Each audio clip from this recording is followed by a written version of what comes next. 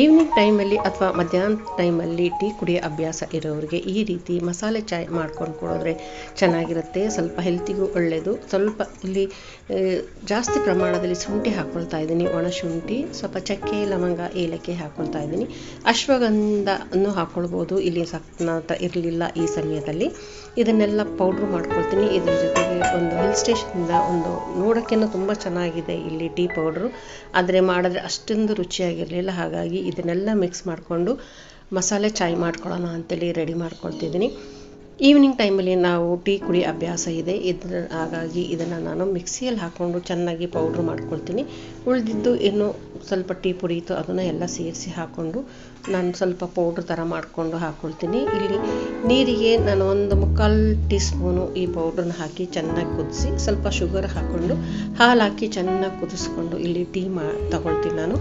ಇಲ್ಲಿ ನಾನು ಮಿಕ್ಸಿ ಮಾಡ್ಕೊಂಡಿದ್ದೀನಿ. ಇದ್ರ ಜೊತೆಗೆ ಇನ್ನೂ ಸ್ವಲ್ಪ ಇತ್ತು, ಅದನ್ನು ಮಿಕ್ಸಿ ಮಾಡ್ಕೊಳ್ತೀನಿ. ಟೀ ಪೌಡ್ರನ್ನು, ಟೀ ಎಲೆನ. ಇದು ಅಷ್ಟೊಂದು ನೋಡೋಕೆ ಚೆನ್ನಾಗಿದೆ, ಆದರೆ ಅಷ್ಟೊಂದು ಟೀ ಡಿಕಾಕ್ಷನ್ ಅಷ್ಟೇನು ಬಿಡ್ತಾ ಇರಲಿಲ್ಲ. ಹಾಗಾಗಿ ಈ ಮಸಾಲೆ ಚಾಯ್ ಮಾಡ್ಕೊಳ್ಳೋಣ ಅಂತೇಳಿ ಮಾಡ್ಕೊತಾ ಇದ್ದೀನಿ.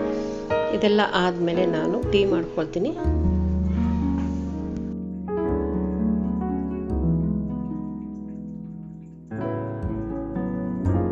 ಈಗೆಲ್ಲ ಸರಿ ಮಿಕ್ಸ್ ಮಾಡಿಕೊಂಡು ಒಂದು ಬಾಕ್ಸಲ್ಲಿ ಇಟ್ಕೊಳ್ತೀನಿ.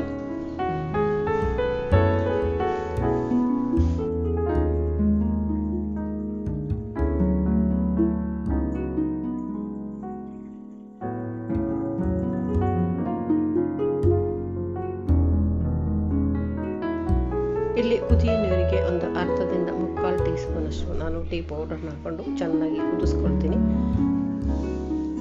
ಟೇಸ್ಟಿಗೆ ಶುಗರ್ ಹಾಕ್ಕೊಳ್ತೀನಿ. ಶುಗರ್ ಹಾಕ್ಕೊಂಡು ಸ್ವಲ್ಪ ಹಾಲಲ್ಲಿ ಚೆನ್ನಾಗಿ ಕುದಿಸ್ಕೊಳ್ತೀನಿ. ಕುದ್ದಾದ್ಮೇಲೆ ಇದನ್ನು ಸ್ವಲ್ಪ ಸೋರಿಸ್ಕೊಂಡು ಬಿಸ್ಕೆಟ್ ಅಥವಾ ರಸ್ಕಲ್ಲಿ ತೊಗೊಂಡ್ರೆ ತುಂಬ ಟೇಸ್ಟಾಗಿರುತ್ತೆ ಈ ಮಸಾಲೆ ಚಾಯ್. ಒಂದ್ಸಲಿ ಟ್ರೈ ಮಾಡಿ ಈ ರೀತಿ ಈವ್ನಿಂಗ್ ಟೈಮಲ್ಲಿ. ಕೆಲವರಿಗೆ ಟೀ ಕುಡಿ ಅಭ್ಯಾಸ ಇರುತ್ತೆ, ಕಾಫಿ ಕುಡಿ ಅಭ್ಯಾಸನೂ ಇರುತ್ತೆ. ಇದೆಲ್ಲ ಜಸ್ಟ್ ಟೈಮ್ ಪಾಸ್ ಅಷ್ಟೇ ಈವ್ನಿಂಗ್ ಟೈಮಲ್ಲಿ.